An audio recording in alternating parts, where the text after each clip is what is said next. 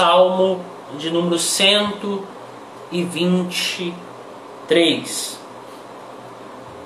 Diz assim a palavra do Senhor: a ti que habitas nos céus, eleva os olhos. Como os olhos dos servos estão fitos nas mãos dos seus senhores, e os olhos da serva na mão de sua senhora, assim os nossos olhos estão fitos no Senhor nosso Deus, até que se compadeça de nós. Tem misericórdia de nós, Senhor, tem misericórdia, pois estamos sobremodo fartos de desprezo. A nossa alma está saturada do escárnio dos que estão à sua vontade e do desprezo dos soberbos. Amém. Bom, meus amados irmãos, nós estamos numa série de mensagens que nós intitulamos Indo para Casa, onde nós estamos abordando os salmos de peregrinação ou os salmos de romagem. Salmos este que o povo, quando peregrinava até Jerusalém, pelo menos uma vez por ano, durante uma das 3 principais festas do povo de Deus, do povo de Israel, do povo eleito do Senhor, eles cantavam esses salmos, né? Que vai do Salmo 120 ao 134. Hoje nós estamos na 4ª exposição, na 4ª mensagem, que é o Salmo de número 123. E o Salmo 123 vai relatar aqui a opressão sofrida pelo povo de Deus, vinda dos seus inimigos. E o cenário é de uma perseguição injusta que estava levando o povo fiel a Deus a um profundo sofrimento. Este salmo mostra como o povo fiel a Deus estava enfrentando a perseguição. E podemos destacar aqui algumas importantes lições que nós podemos extrair desse salmo. Eu quero destacar 3 lições para as nossas vidas. A primeira lição é que quando nós estamos passando por momentos de perseguição e de forma injusta, porque esse é o sentido aqui do salmo, é uma perseguição injusta, um sofrimento de maneira injusta, e o salmista clama a Deus. A primeira coisa que nós podemos aprender é que nós devemos olhar para o Senhor, que é o juiz soberano sobre todas as coisas. Versículo 1 diz o seguinte: a ti que habitas nos céus, eleva os olhos. O salmista estava convencido de que o momento que o povo estava atravessando era muito difícil, pois se encontravam em duro sofrimento. Todavia, diante deste momento de perseguição, os seus olhos estavam voltados para o Senhor, que é juiz de toda a terra. Esse olhar não se trata meramente de elevar os olhos do nosso corpo físico para o céu, esperando que alguma coisa pudesse acontecer. Mas esse olhar trata de um gesto de oração àquele que está acima de todas as coisas. Se você observar aqui, o verso 1 vai dizer o seguinte: elevo os olhos, elevar os olhos a Deus. É um olhar diferente, é um gesto de oração. O próprio Cristo, o próprio Senhor Jesus Cristo, praticou esse gesto de oração. Mateus capítulo 14, versículo 19, quando Jesus multiplica os pães e os peixes, o texto relata que, tomando os 5 pães e os 2 peixes, e olhando para o céu, elevando o olhar para o céu, deu graças e partiu os pães. Em seguida deu aos discípulos, e estes a multidão. Observe que é um gesto de oração, não é simplesmente olhar, deixa eu ver o que vai acontecer se eu olhar para o céu. Não.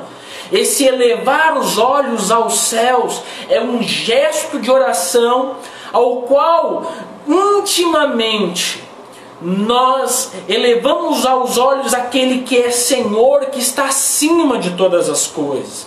Elevamos os nossos olhos àquele que é soberano sobre todas as coisas. Mas por que elevar os olhos aos céus? Por quê? Porque os céus são a morada, são a sua morada, e de lá ele reina, governa e julga tudo e a todos. Lá é a morada dos céus. Lá Deus governa. Lá Deus julga. Lá Deus ele reina. Né? O verso 1 vai dizer: a ti que habitas nos céus. A NVI, né, a Nova Tradução Internacional, traduz o texto da seguinte maneira. E eu acredito que consegue expressar de uma forma mais clara o sentido do texto. A NVI traduz da seguinte maneira, o verso 1: a ti levanto os meus olhos, a ti que ocupas o teu trono nos céus. E a ideia de habitar aqui, de habitar, é de estar assentado no trono. A ideia é de que quando o salmista leva os olhos, ele vai observar que existe um Deus que é soberano, que está sentado no trono. E essa é a ideia do texto. O texto é o Deus que está sentado no trono, que governa, que reina, que está julgando, que é o Senhor, que é juiz sobre todas as coisas. Então, esse é o sentido aqui do verso 1. A segunda lição está no versículo 2, que é o seguinte: olhe para o Senhor, que é o Todo-Poderoso. O verso 2 diz o seguinte: como os olhos dos servos estão fitos nas mãos dos seus senhores, e os olhos da serva na mão de sua senhora, assim os nossos olhos estão fitos no Senhor, nosso Deus, até que se compadeça de nós. E existiam algumas razões pelas quais os servos, nos tempos antigos, e principalmente no período aqui em que o texto foi escrito, para que os escravos, os servos, olhassem para a mão dos seus senhores, né? Como diz o verso 2, como os olhos dos servos estão fitos nas mãos dos seus senhores, e os olhos da serva nas mãos de sua senhora. E aí nós podemos destacar aqui alguns motivos. Por que eles olhavam fitos para a mão dos seus senhores e das suas senhoras? Eles olhavam primeiramente para as mãos dos seus senhores, pois era a maneira pela qual os seus senhores se comunicavam com os seus servos. Era por meio de gestos. Geralmente eles não falavam, eles gesticulavam. E a forma como eles gesticulavam, eles instruíam, davam uma ordem ao seu escravo, ao seu servo, e ele entendia. Então por isso ele estava com o seu olhar fito na mão do seu senhor. Era uma maneira de se comunicar. O segundo motivo pelo qual eles olhavam é porque a mão do Senhor que vinha a provisão do servo. Eles olhavam porque pela mão do Senhor que vinha a provisão do servo. Era da mão do Senhor que vinha o alimento para o servo. E todos os meios pela qual eles sobreviviam. E as mãos também representavam a segurança. E quando olhavam para as mãos, eles estavam em busca de proteção que os seus senhores poderiam lhes proporcionar, também como direcionamento. Então a mão significava a segurança, a proteção. Todavia eu quero destacar que a mão pode significar também poder e força. E eu acredito que esse seja o melhor significado do texto aqui. Se encaixe melhor com o contexto. Quando o texto fala de mão, olhar para a mão, o servo ele estava olhando para a força, para o poder que o seu senhor tinha. Então, quando o servo se encontrava em grande perigo, ou em uma situação extremamente difícil, e às vezes de uma maneira tão injusta, como eles estavam sendo perseguidos de maneira tão injusta, eles olhavam para as mãos dos seus senhores, isto é, para o poder que eles tinham, para a força que os seus senhores tinham, esperando que esse poder pudesse livrá-los e defendê-los. Quando os fiéis olham para a mão do seu Senhor, do nosso Deus, que está sentado no trono, em um momento de aflição, angústia ou perseguição, que eles olham para a mão do seu Senhor esperando que Ele intervenha com o seu poder. E é por isso que o verso 2 vai dizer o seguinte: assim, os nossos olhos estão fitos no Senhor, nosso Deus, até que se compadeça de nós. E consequentemente, quando nós olhamos para a mão do nosso Senhor, estamos confiando toda a nossa dependência nele, que com o seu poder irá intervir em favor dos fiéis, em favor dos justos. E não há nada que nós possamos fazer, a não ser confiar plenamente a nossa vida nas mãos poderosas de Deus, até que Ele se compadeça de nós, porque é isso que o texto vai dizer aqui no versículo 2, lá no finalzinho. No Senhor nosso Deus, até que se compadeça de nós. Esse compadecer aqui é ter misericórdia, até que Ele tenha misericórdia de nós. Nós precisamos olhar para o Senhor, olhar para as mãos poderosas de Deus. Terceira lição: olhe para o Senhor, que é rico em misericórdia. Versículo 3 e 4 diz o seguinte: tem misericórdia de nós, Senhor, tem misericórdia, pois estamos sobremodo fartos de desprezo. A nossa alma está saturada do escárnio dos que estão à sua vontade e do desprezo dos soberbos. Observe que o salmista irá enfatizar, repetindo no verso 3 a palavra misericórdia. E a mesma palavra aparece no versículo 2, no original. E o salmista está pedindo que Deus mostre favor, seja gracioso, que ajude em compaixão. E essa situação desse clamor ao qual o salmista está apontando aqui, irá retratar o momento pelo qual o salmista estava enfrentando, que era de uma grande miséria. Vejam que o salmista está retratando a situação de um povo, onde ele clama: tem misericórdia de nós. É o que o versículo 3 vai dizer: tem misericórdia de nós, Senhor. Não é de uma súplica para uma questão individual, mas sim uma súplica de todo um povo que estava sofrendo. A situação era de tanta miséria que eles estavam enfrentando, de tanta angústia, de tanta dor, por todo tipo de perseguição injusta, que o salmista ele vai enfatizar: Senhor, tem misericórdia, Senhor, tem misericórdia de nós. Ele enfatiza isso para mostrar tamanha miséria que eles estavam enfrentando como um povo.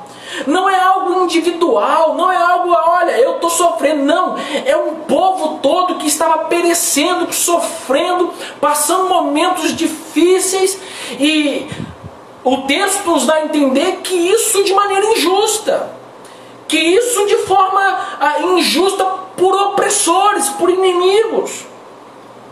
E após o seu clamor para que Deus tenha misericórdia, o salmista passa a relatar como eles estavam se sentindo. No verso 3 aqui, na parte B, diz o seguinte: pois estamos sobremodo fartos de desprezo. A ideia é que o povo que é fiel a Deus estava cansado de serem desprezados, de serem zombados pelos outros povos ou por algum inimigo.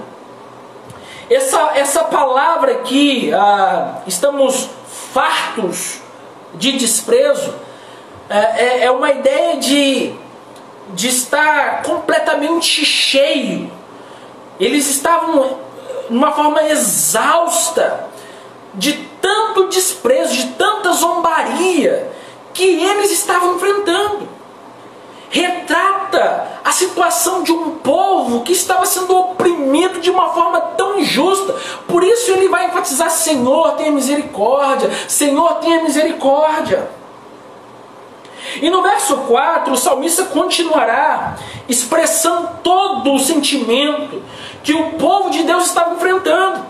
Ele vai afirmar que diante daquela situação, a alma do povo de Deus se encontrava saturada do escárnio.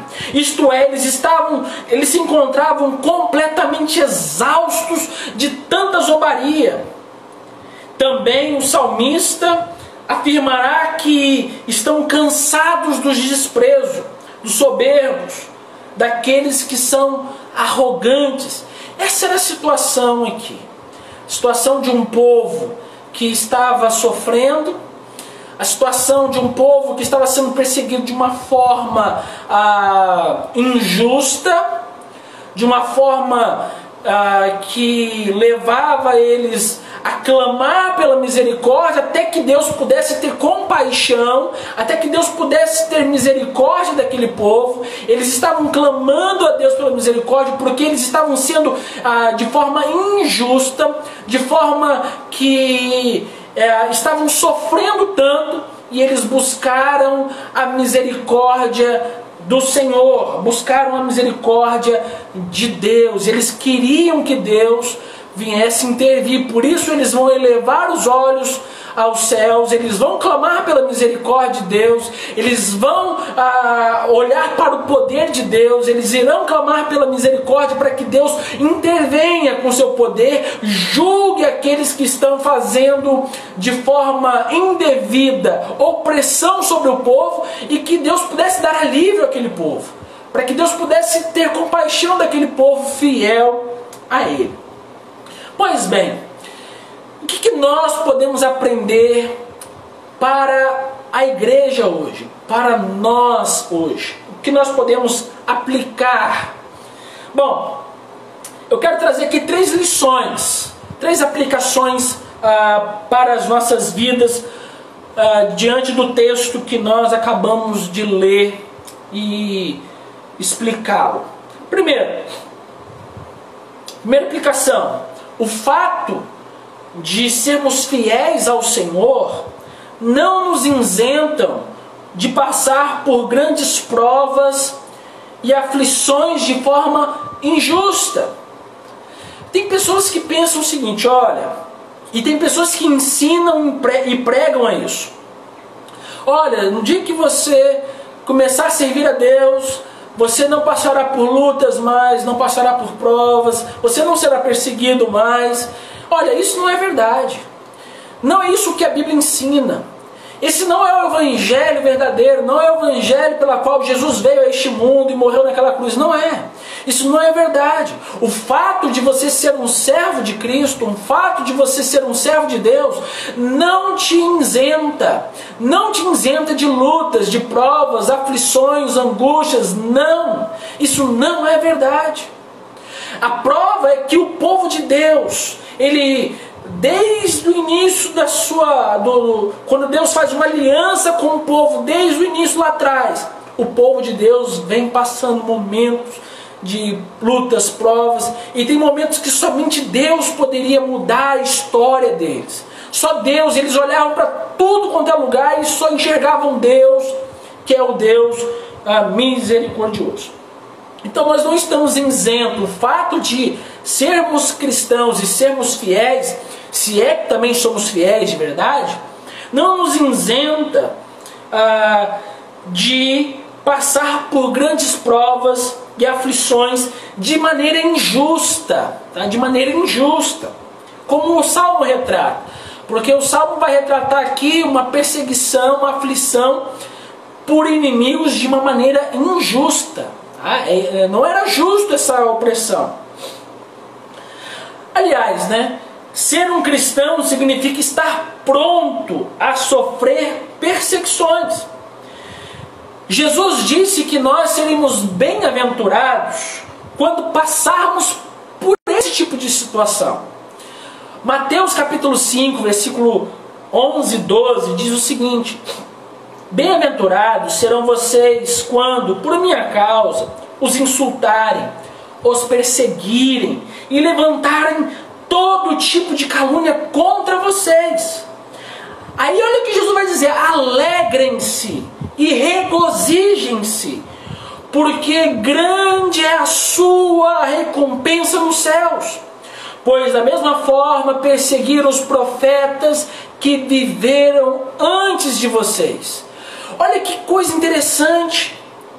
Diferentemente desses ensinamentos mundanos, humanistas, que têm sido ensinados dia após dia em muitos lugares aí, dizendo que nós não iremos passar por perseguições, nós não iremos sofrer. Jesus disse que bem-aventurados sois vós quando passarem por esse tipo de luta. Isso é motivo de se alegrar, de se regozijar, porque a nossa estadia, nossa vida não se resume a este mundo. Nós estamos indo para Nova Jerusalém, nós estamos indo em rumo à eternidade.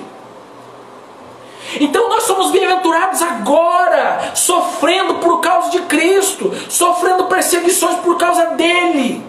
Nós devemos se alegrar por isso, porque assim fizeram com os profetas lá do passado.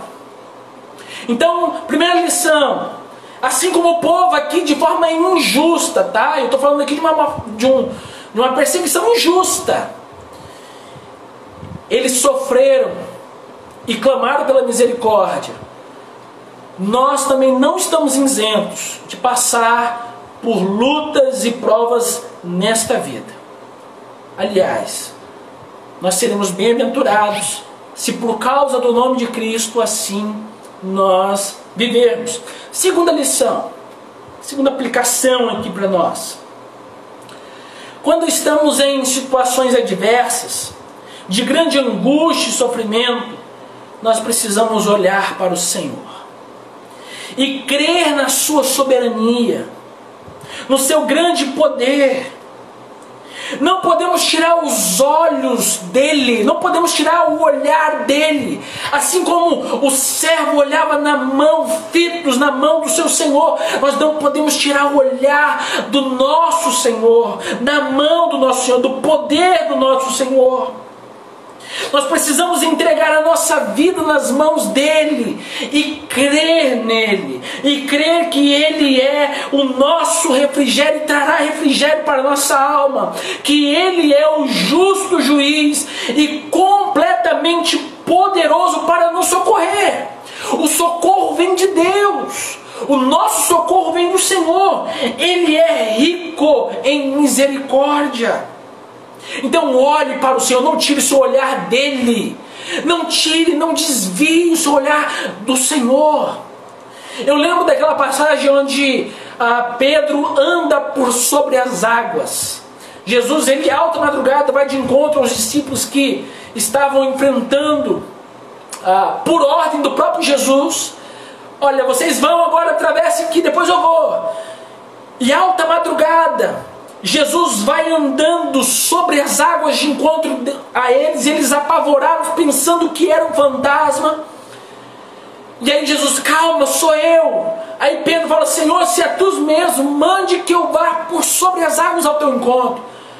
E Jesus diz: venha. E Pedro começa a caminhar sobre as águas, mas quando ele desvia o seu olhar do Senhor, ele se afunda, a ponto de que Jesus tem que ir lá e socorrer Pedro.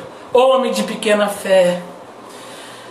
Quando nós tiramos o nosso olhar de Deus, nós tiramos toda a nossa dependência, nós tiramos todo o nosso foco, nós nos preocupamos com as lutas da vida, nós nos preocupamos com os problemas da vida e começamos a afundar. Então não tire o seu olhar de Deus. Quando nós estamos passando momentos de perseguições, de forma injusta, de forma ao qual nós não merecíamos, não tire o seu olhar do Senhor. Jesus disse em Mateus capítulo 11, versículo 28, vinde a mim, todos que estáis cansados e sobrecarregados, e eu vos aliviarei. E a última lição, para concluirmos aqui a nossa meditação, é que somente Deus é rico em misericórdia. Ele é rico em misericórdia. Somente Ele pode agir de compaixão, com compaixão. Portanto, não espere nada deste mundo, mas sim espere do Senhor. Lamentações de Jeremias, capítulo 3, versos 22 e 23, diz o seguinte: as misericórdias do Senhor são a causa de não sermos consumidos, porque a sua misericórdia não tem fim, renova-se a cada manhã, grande é a tua fidelidade. As misericórdias do Senhor não têm fim. Então, se observarmos o texto, quando no verso 2, lá no final ele vai dizer o seguinte: assim os nossos olhos estão fitos no Senhor nosso Deus, até que se compadeça de nós, até que tenha misericórdia de nós. E nós podemos ter certeza de que o Senhor é rico em misericórdia, e as misericórdias do Senhor, elas não têm fim, elas não acabam. Ele é rico em misericórdia e elas se renovam a cada manhã. Grande é a sua fidelidade. Que Deus possa abençoar a sua vida e que você possa guardar essa palavra no teu coração e crer que o Senhor, Ele está no trono, assentado, e que governa sobre tudo e todos para a glória de Deus Pai.